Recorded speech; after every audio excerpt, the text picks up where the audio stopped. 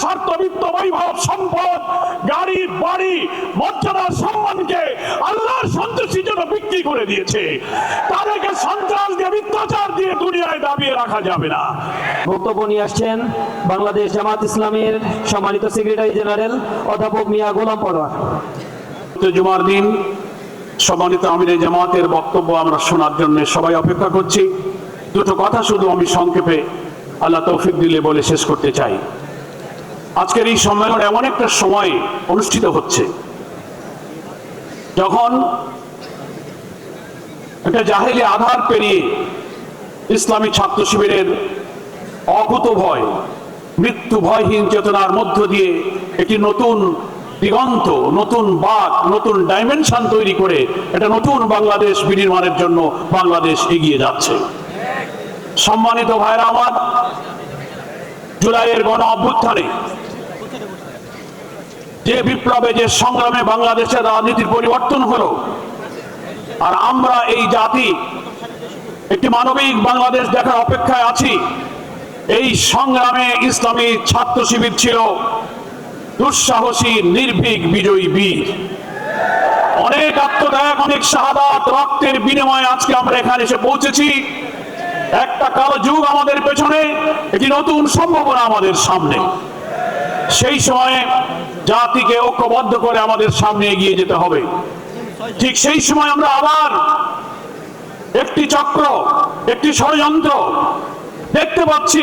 আমাদের এই অগ্রযাত্রাকে রুখে দেওয়ার জন্য ইসলামী ছাত্র শিবির তথা আধিপত্যবাদ বিরোধী ইসলামী জনতার এই সংগ্রামকে ঠেকাবার জন্য সন্ত্রাস দিয়ে যখন তারা পারেনি, তখন তারা মিথ্যাচার, অপপ্রচার, নানান প্রযুক্তি দিয়ে জাতিকে বিভ্রান্ত করে আমাদেরকে আবার সেই পেছনে ঠেলে দিতে চায়। কিন্তু জাতি কোনো মিথ্যাচার, কোনো মিসপ্রপাগান্ডাকে কখনো বিশ্বাস করবে না। তারা জানে না ইসলামী ছাত্র শিবিরকে কখনো সন্ত্রাস দিয়ে কখনো স্তব্ধ করা যায় না। রাজনীতির ইতিহাসে এটা একটা মহাসত্য। কোন আদর্শবাদী আন্দোলনকে যখন তাগুত শক্তি, প্রতিপক্ষ শক্তি যুক্তি দিয়ে, নৈতিকতা দিয়ে, আদর্শ দিয়ে মোকাবেলা করতে ব্যর্থ হয়, তখন মিথ্যাচার, অপপ্রচারের অন্ধকারের পথ তারা বেছে নেয়।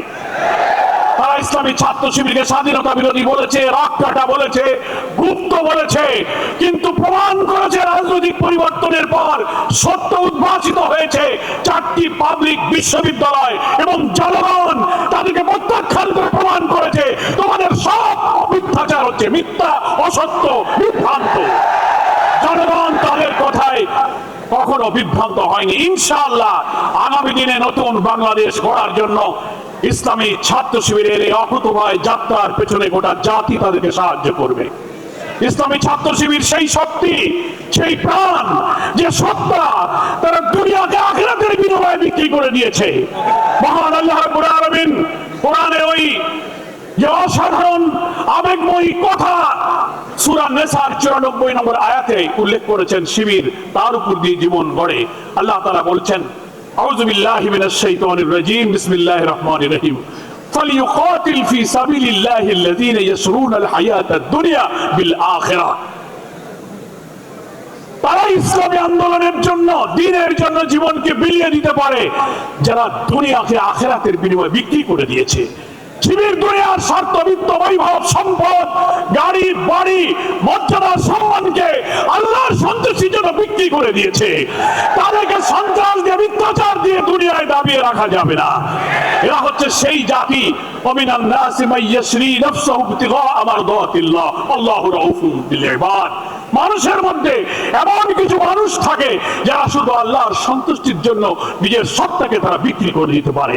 মানে যারা আল্লাহকে পাওয়ার জন্য জীবন বিলিয়ে দেয়, তাদের খুন, ফাঁসি, রিমান্ড, আয়নাঘর, ক্রসফায়ার দিয়ে দমিয়ে রাখা যাবে না, যাবে না, যাবে না। আগামী 26 সালের নতুন বছরের শিবিরের জীবনে এক নতুন প্রভাত, নতুন সূর্যের উদয় করুক। সাথে সাথে বাংলার জমিনে একটি একদিন নতুন বাংলাদেশের সূর্য উদিত হবে। আজকের এই সম্মেলনের এই বার্তা সারা দেশ এবং দুনিয়ায় ছড়িয়ে পড়ুক, এই দোয়া করে, এই আকাঙ্ক্ষা ব্যক্ত করে আমার বক্তব্য শেষ করছি। আল্লাহ হাফেজ। বাংলাদেশ জিন্দাবাদ, ইসলামী ছাত্র শিবির জিন্দাবাদ। আসসালামু আলাইকুম ওয়া রাহমাতুল্লাহি ওয়া বারাকাতুহু।